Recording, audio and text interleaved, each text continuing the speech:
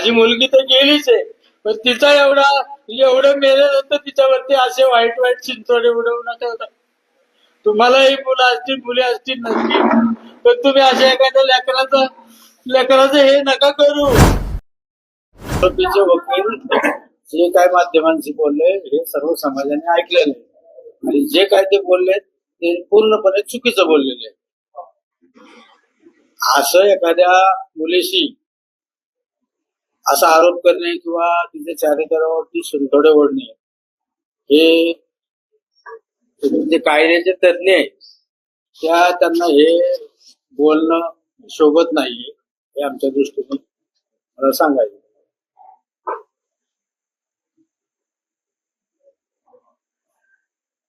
ते ज्या पद्धतीनं काही आवश्यक निर्णय केलेले आहे त्या अनुषंगाने तुमचं काय म्हणणं असणार आहे? कारण चर्चा जरा वेगळी निघाली.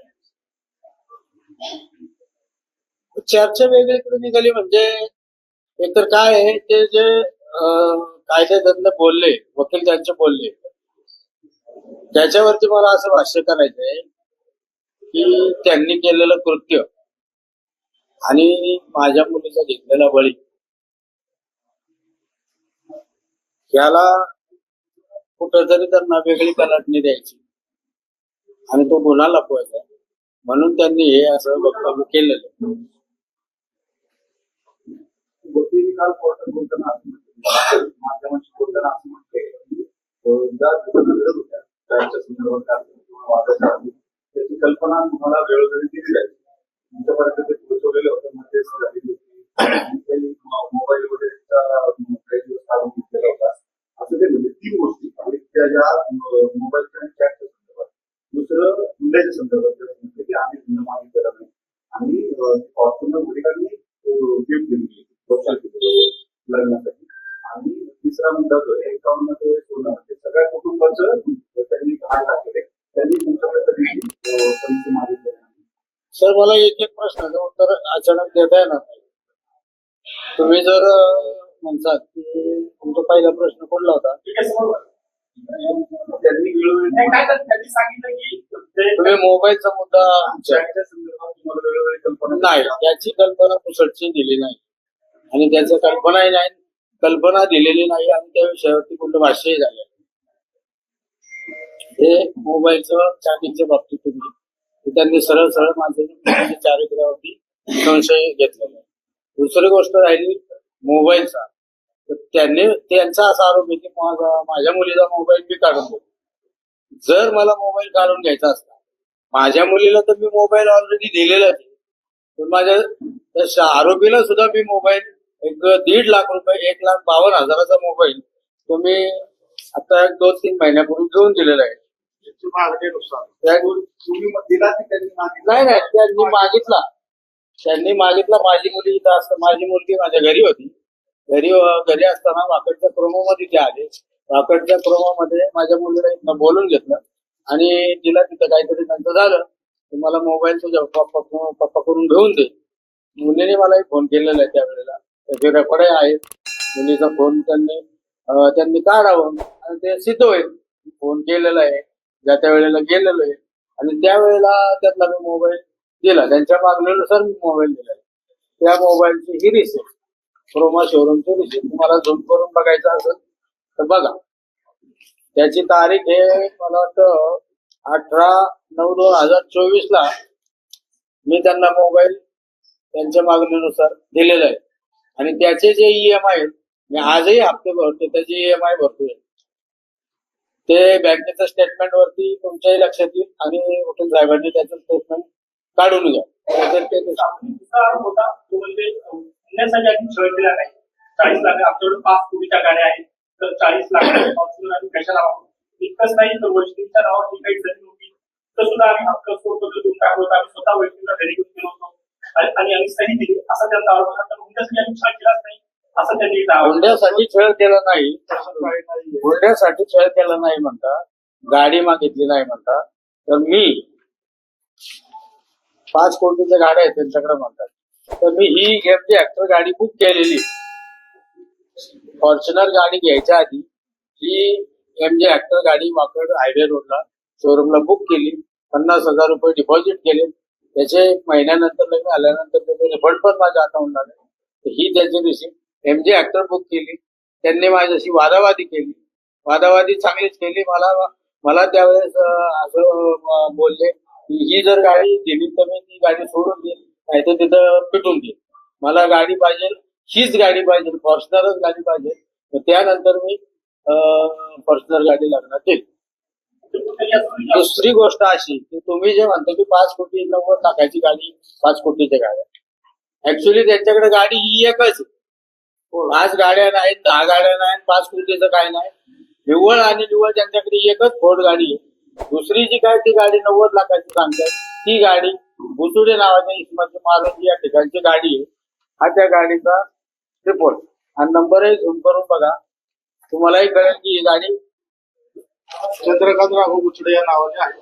त्या गाडीला नंबर आहे MH14 KC 3000. त्या गाडीचा नंबर पोलीस स्टेशनला ती लावलेली असेल, ती गाडी चेक करा, तेही बघा. म्हणजे यांच्याकडे कुठलीही गाडी नाहीये, एकच गाडी आहे. आणि ही जी गाडी मी दिलेली आहे तर दिलेली नसून ती माझ्याकडं मागितली गेलेली आहे. माझ्या मुलीला टॉर्चर करून लग्नात उभं राहणार नाही, लग्न मोडून टाकी. आधीच माझ्या मुलीचं लग्न 2 ठिकाणी मोडली. याच्यातही हे लग्न मला जबरदस्तीने करावं लागलं. यातही लग्नाला तयार झालं तर त्यांनी अशी मानसिकता करून ठेवली की माझ्याकडे ह्याची मागणी, सोन्याची मागणी, गाडीची मागणी, चांदीच्या ताटाची मागणी, गौरीची मागणी. अधिक महिन्यात जावायला चांदीचं ताट पाहिजे, सरासरी ज्याच्या ऐपतीप्रमाणे म्हणा किंवा अनेक गोष्टींच्या कारणाने स्टीलचं देतात, कोण तांब्याचं तामण देतं. माझ्याकडे त्यांनी चांदीची ताटाची मागणी केली, तीही मी पूर्ण केली. असं एक आरोप केला की आधी माझ्या मुलीची 2 रत्न मोडली होती. ते नेमकं काय झालं होतं, त्यांनी हस्तक्षेप केला होता? त्या ह्याच्यात मी आता बोलू शकत नाही, कारण ते आता ह्या ज्या गोष्टी आहेत सगळ्या न्यायप्रविष्ट आहे. त्यामुळं अधिक याला कारणीभूत हगवणे आहेत आणि त्याचंही आपल्या समोर थोड्याच दिवसात ते पण उलगडा होईल. 100 रुपये घेऊन गेला होता बाळ आणण्यासाठी, त्यामुळे त्यांनी तुम्हाला कदाचित भाग दाखवला असल्याचं म्हणणं आहे. आणि या प्रकरणात जे बाळ होतं ते या निलेश चव्हाणकडे त्या हगवणी कुटुंबांनी सांभाळण्यासाठी दिलं होतं. तुम्ही 100 रुपये घेऊन त्यांच्या घरी गेला, त्यामुळे त्यांनी तुम्हाला धमकी दिली, असा एक त्यांचा आरोप केला. बरं, आता तुम्ही म्हणता की त्यांनी असा आरोप केलाय. जर त्यांची सून मयत आहे, हे मयत आहे म्हणतात, तर त्यांना हे असं सुचलं कसं की बाळाला सांभाळायला द्यायचं. सांभाळायला जर आपली सून मयत झालेली हे सोडून, आणि हा निलेश चव्हाण त्या वेळेला कसा, ज्या वेळेस माझ्या मुलीला मारलं गेलं, मग माझ्या हिशोबाने मी निलेश चव्हाणला तर याच्यात आरोपी म्हणून हे करल की हा पण त्या कटात सामील होता, निलेश चव्हाण सुद्धा या कटात सामील आहे, असं मी ठामपणे सांगतो तुम्हाला. हे जे म्हणतात की बाळाला घेऊन गेला, निलेश चव्हाण बाळ होतं, बाळ घराच्या तर बाहेर नव्हतं, वैष्णवीच्या तर जवळच होतं. मग याचा अर्थ काय की हा निलेश चव्हाण वैष्णवीच्या जवळच हे सगळं कुटुंब होतं आणि ह्या कटात हाही सामील आहे, असे माझ्या ठाम आरोप आहे त्यांच्यावर. बाळ आणण्यासाठी जेव्हा त्या निलेश चव्हाणच्या घरी गेला होता, 100 लोकांचा वापर केला. बाळ आणण्यासाठी गेला, हा माझा भाऊ गेला होता. बाळ आणण्यासाठी माझी मानसिकता नव्हती. ज्या वेळेस बाळ आणायचं, माझ्या मुलीचं मयत झाल्यानंतर तिचे अंत्यविधी चालू झालं. दुसऱ्या दिवशी, अंत्यविधीच्या दुसऱ्या दिवशी माझे दाजी उत्तम बैरट, मोहन कसपटे, त्या आमच्या सगळ्यांची यांची चर्चा झाली. चर्चा झाल्यानंतर उत्तम बैरटांनी करिश्मा अगवलेंना सकाळी 7 ते 7:30 वाजता फोनही केलेला आहे. तोही आपण त्या ह्याच्यात शोधून पहा, तोही नंबर मिळेल करिश्माच्या मोबाईल वरती. हे केल्यानंतर त्यांना सांगितलं की आमचं बाळ आमच्याकडे द्या. आमची मुलगी गेली, तर मुलालाही तुम्ही काय करसाल. त्यावेळेस तिने 1 दिवस 2 दिवस काही आणून दिलं नाही. त्यानंतर त्यांच्या सख्या भावानी मोठ्या जयप्रकाश आगवणे यांनी उत्तम बैरट यांना फोन केला आणि फोन करून त्यांनीच सांगितलं की तुमच्या बाळाला घेऊन जा. ते बाळाला खूप भेडसाळ होती, ते रडतंय, तिकडे नीट सांभाळलं जाणार नाहीये असं आम्हाला कळलेलं आहे, तर तुम्ही बाळाला येऊन घेऊन जा. त्यावेळेस माझा भाऊ मोहन कसपटे आणि आमचे दाजी उत्तम बैरट हे दोघं प्रभात रोडला हगवण्यांच्या घरी गेले. हगवणे म्हणजे जयप्रकाश हगवणे, राजेंद्र हगवणेच्या घरी. हे दोघं तिघं जाऊन त्यांच्या मुलीला घेऊन त्या निलेश चव्हाणच्या घरी गेले. घरी गेल्यानंतर ज्या वेळेस मुलाचा आजा जयप्रकाश हगवणे यांनी बाळाची मागणी केली की हा माझा नातू आहे, बाळाला आमच्याकडे दे. त्यावेळेस निलेश चव्हाणनी बंदुकीचा धाक दाखवून त्या आजोबावर पिस्तुलाचा धाक दाखवून म्हणले तुम्ही कोण, तुमचा काय संबंध आणि ही लोक कोण, यांना आम्ही ओळखत नाही आणि तुम्हालाही ओळखत नाही, तुम्ही आजोबा आहे का काय, मी तुम्हाला अजून पाहिलेलं नाही. जर या निलेश चव्हाणला त्या मुलाचा आजोबा माहित नाही आणि हे असं कसं सांगू शकतात की बाळाला मुलाला सांभाळायला दिलं होतं, त्या निलेश चव्हाणकडे सांभाळायला दिलं होतं. म्हणून माझा ठाम आरोप आहे त्यांच्यावरती की हा कटात सहभागी असू शकतो. हे बाळ गेलं कसं त्याच्याकडं, ही माझी मागणी आहे आपल्या माध्यमातून. नाही, बाळ आणून दिलं, अज्ञात व्यक्तीने आमच्या भावाला आणून दिलं. तुम्ही गेल्या दिवशी तक्रार केली होती का वारंवार हे सगळं झालं पिस्तूल दाखवून त्याच दिवशी दिलं होतं की नंतर गेलं? आम्ही त्या दिवशी पोरगारे PSI साहेबांची डॉक्टर साहेबांशी बोललो होतो. त्यानंतर ते म्हटले की तुम्ही रितसर कंप्लेंट द्या. त्यानंतर आम्ही पावता झालं CNC नोंदवली. या हरवणीचं म्हणजे तुमच्या दाव्यांनी तुमचे काही व्यावसायिक संबंध असलेल्या कुठल्या बांधकाम व्यावसायिकाकडे जाऊन परस्पर पैसे वगैरे मागितले होते असं काही आहे का? हो, त्याची मागच्या वेळेला 1-4 महिन्यापूर्वी त्या भावाकडे 2 कोटी जमीन खरेदीसाठी मागितली. त्यावेळेस जमीन खरेदी होती माहिती ते आमच्याकडे नाही म्हटलं तर ते बांधकाम व्यावसायिकाकडे गेले. तो आता याचा भाग आहे सगळा. कोर्टाचा भाग आहे. कोर्टाचा भाग आहे. कोर्ट विचारेल, त्याचं निष्पन्न होईल. आरोपीच्या वकील असं म्हणतात की एखाद्या पतीनं 4 पत्नी मागे छळवणूक होती. आता हे बघा, आपलं प्रसार माध्यम आहे, ही हास्यास्पद गोष्ट आहे, ही गोष्ट हास्यास्पद आहे. ते कायद्याचे तज्ञ काय म्हणले असते हे तो तुम्ही समजून घ्या. जर 4 फटके मारून 4 थापडा मारून जर एखाद्याचं मयत होत असेल हे तुम्ही ठरवावं, समाजाने ठरवावं. ते 6 दिवस त्याला मारहाण होत होती. त्याला जर ते म्हणत असेल की 4 थापडी, तर आता तुम्ही प्रसारमाध्यमाने त्याचा निवाडा करावा. कोर्ट तर करेलच. तुम्ही प्रसार माध्यमांनी याच्यातून आमच्या मुलीला न्याय द्यावा. या संपूर्ण प्रकरणात पोलीस अधिकारी असलेले जालिंदर सुपेकर यांचं नाव सातत्याने येत आहे. तर वैष्णव हयात असताना किंवा तुमच्यासोबत काही त्यांचा संपर्क झालाय का, तर त्यांनी तुमच्यावर कशा प्रकारे दबाव टाकला का, तर त्यांचं नाव घेऊन तुमच्यावर दबाव टाकलाय का? यांचा सुपेकर आमचा यांचा काही संबंध नाही. त्यांचे मामा आहेत हे आम्हाला सांगितलं गेलं आणि त्या मामाच्या जीवावरती आम्ही काहीही करू शकतो असे शशांक हगवणे माझ्या घरी येऊन 2 कोटी रुपये दिले नाही म्हणून मला धमकी देऊन गेलेले.